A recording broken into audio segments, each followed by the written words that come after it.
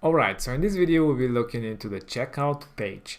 This is one of the most important pages of your store. This is where people would be actually purchasing the product that you are trying to sell.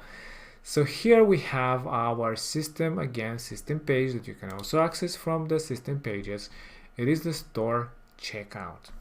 So in this page you can fully customize your checkout process. And this is a simple page, so you can again add whatever background you want. In this case we have hidden the header and the footer of our website, and the reason behind that is that we just want to have as little as possible distractions on this page. So we don't want people to, when they go to the checkout, we don't want them to click again on some other pages and basically be lost in a way to other pages that we have on our website. We want people to purchase. So for that reason we hidden them, and on most templates that you select we will have them hidden. And that's actually one of the reasons why funnels are so good in sales, is because we don't really have headers and footers there. We are very strict about the process of which we want the person to go through. So that's why we hide them. Again, you can show if you wish from this button on top. Now we have this checkout widget. This is a widget that you can actually add to any page that you want. In this case we have it on our system page. So this is the checkout widget. Again, you can add it anywhere that you want. Now you can click on it and you have a few options here. First one is the products. You can just double click and access it there, or just click on the products area here. Now you have two options in here, which is the cart checkout and the product select. The cart checkout is the one that you want when you have a store with a storefront where people pick the product. So basically adding to cart. And here you load all the products that are being added to the cart. So it's not predefined.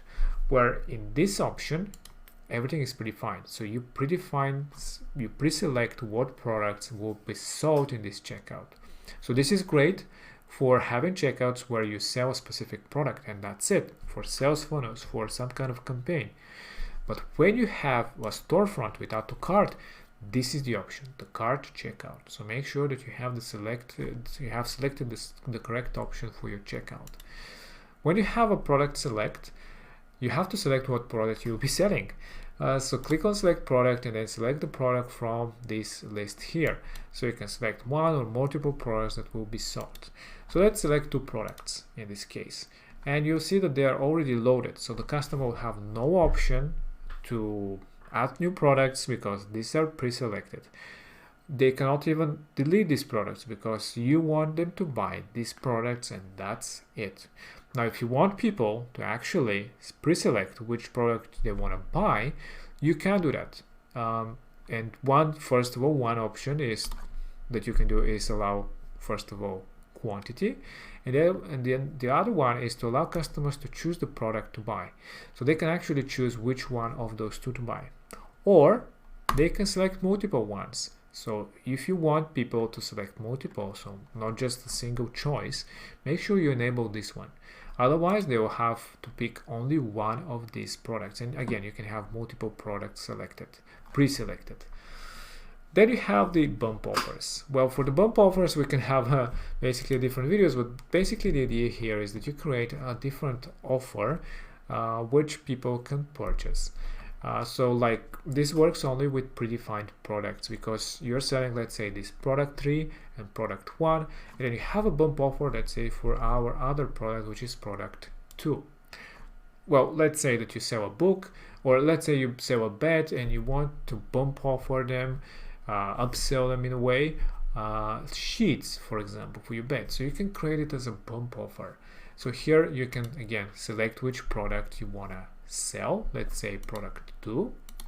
You can add some title to it, let's say, yes, I want to grab this deal, for example, whatever you want to call this whole thing. You can add some name to the bump offer, some description. So let's just add some title, some description, just to have some information. And you can add some badge to it as well, let's say limited deal with let's say our brand color. You can also tag users, so whoever purchases our bump offer, so whoever chooses to purchase this extra product, you can tag them with a specific tag. So this is really cool way, again, to tag people based on their behavior. And let's click on save, and you actually be able to see that. Well, it really depends on where you add the bump offer. So you have different ways to add the bump offer as well. So you can have it as part of the checkout or below the summary. So if you have it as part of your checkout, so it will show on the last step of your checkout, right before you click on finishing the order. So we forget to mention that. So, well, that is the position of it. So it is currently hidden. Or you have the other option where you have it in the order summary. So when you enable that one, you will see that this is where it will show below the actual order summary. But for the example, we'll show it here because yeah, it's visible, it's easier to see. And then you have different option if you want to have the button or you have it as a radio. So it really depends which one you want to choose. But yeah, let's have it as a button here. And let's save. Although this is a store that we have here, we want to see the actual predefined checkout. So again, here we have our information on the side, and here we have our summary, which people can pick which product they want to buy. Let's say add to cart. So here we have the single choice type of an option, so they can toggle which product they want to purchase. And then we have here the limited deal. So by clicking on adding it to order, that will add it into your order here. So it will be added, and you can of course remove it. So this is our product too that you can toggle away. This is the bump offer that we can upsell people by having it here. So this is what the bump offers are and the pre-selected products that you have. And yeah, this is, you can add as many as you want bump offers, and you can show them either again in this area. So let's actually see that as well. So we can click on save changes.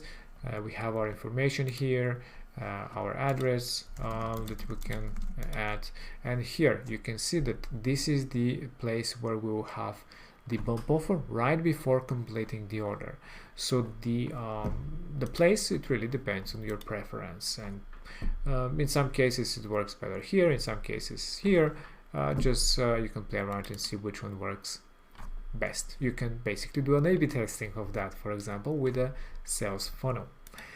Now, the other option is for cart checkout. It's pretty straightforward. Basically, whatever you have in your cart, it will show and be able to check it out here. So it's not pre-selected. So these are the two different options. Now we have the styling. So the styling, again, you have the full customization option. In this case, we have this tilted layout, but you can change it to something like this. For example, from top to bottom, you can have it from where you have the information here, and the summary will be below that. So basically, in this case, because you have multiple steps, the summary will show at the third step of your checkout. So let's just save, and you can again see this process. So you can have your information. Let's add some data, and here it is the summary with the bump offer again if you want to add it or not, and then you can complete the order. So very cool, different layout, different type of a checkout. It depends on how you want to proceed with the whole process of your customers. So these are the options of, you can pick how many steps you have about your step process. So you can have it in a one step if you want. So all the information in one huge big checkout basically. If you like this type of a design, feel free to choose that one, or you can have it in two steps. Where you have customer and then billing information, and then in 3 steps if you want it to be more segmented. Then you have more styling options, and let's just pick some different design. So you have here the customer and billing information. Basically, you can change different things like titles and headlines and padding sizes, etc., etc. So you can see that will change quite a bit. So this is the that information here, this box over here. that you can again customize and change the fonts, for example, like this. You have different options such as the checkout wrapper, which again you can customize the whole thing. Basically, this is the whole checkout itself, so the whole widget that combines the wrapper of these two areas is basically this one, which again you can create a different color, whatever you want to have. Let's keep it transparent for the moment. You have the order summary, which is this area. This is your order summary. Again, you can change the colors, the fonts, the shadows, the padding, so you can create more padding or less padding. It really depends on your preference, if you want to show images or not. So you can actually hide images if you don't want to show those options. The buttons, how they will look, very straightforward. The security badges, you can customize what they say and what is the color of the badges. So basically this text over here that you have, which you can actually hide. So if you don't want to show the badges, feel free to just hide them, no problem. You have the ability to strike the regular price. If you have a sale, you can enable or disable, show the order summary.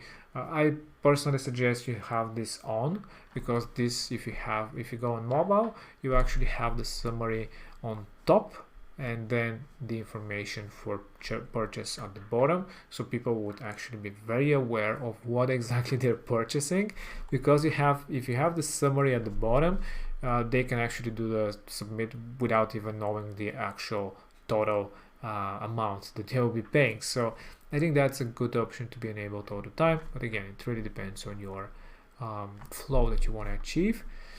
And lastly, we have the expand the checkout to full width. Again, this depends on how you want to create it. So in this case, this is not full width, but yeah, full width, basically, again, it is from top to bottom of the screen of the person. If it is bigger, obviously, you have more real estate, so it will expand beyond the full height of the screen, but the minimum would be the full height of the screen. Lastly, we have the settings. So this is where you can link people to a custom thank you page. So when they submit this payment, by default they'll go to the system thank you page, but you can customize to go to a dedicated page that you create. So you can create a custom thank you page and link to it from here. Feel free to do that. You can allow discount codes or hide them. So if you don't want to allow that option to be visible at all, you can just hide it. Enable registrations or just disable them. You have that ability. This is a cool option if you don't want to ask for like addresses, etc., etc. If you're selling digital goods or services or memberships, you can enable that, so you don't ask for that much useless information. If it's not part of your legal requirements or something like that, you can disable it to make your checkouts more friendly. Quicker to do a payment is always better. So if you can ask less questions in fields, that's usually better, less friction for a purchase. Lastly, here we have the option to connect to email marketing. So whoever purchases the product, submits the checkout, they will be added to a list. So from here you can create your list and add them when they submit it to that list. So you can start sending them email marketing and automation campaigns. So make sure that you do that. You can also tag users when they create a new order. So you can select which tags will be applied to people purchasing.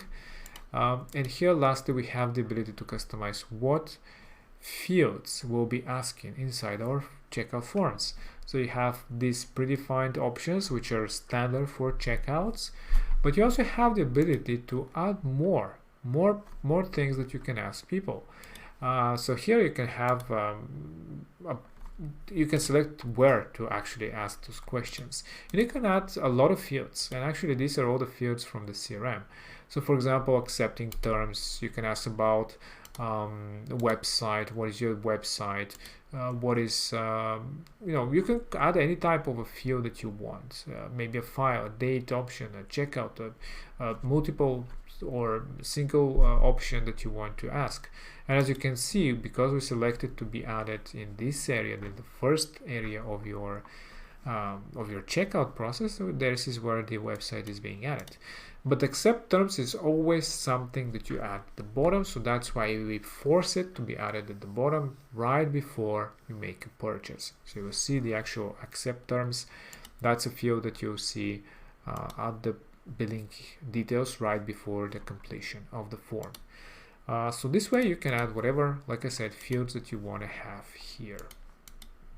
And that basically concludes the checkout. It's very customizable. There's a lot of settings, as you can see. Basically, just to summarize, we have the products where you can select what type of a product you'll be selecting if you want to predefine, or a cart checkout. Then you have the ability for styling, which is the customization, the design of the whole checkout.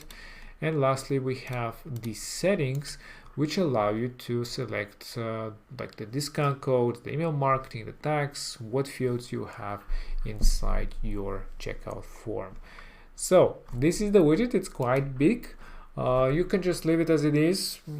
Your templates usually come with a predefined and very optimized checkout widget, but again, you have the freedom to create it however you wish. So this was the checkout, and yeah, I hope that you enjoy and how it works and how beautiful they are.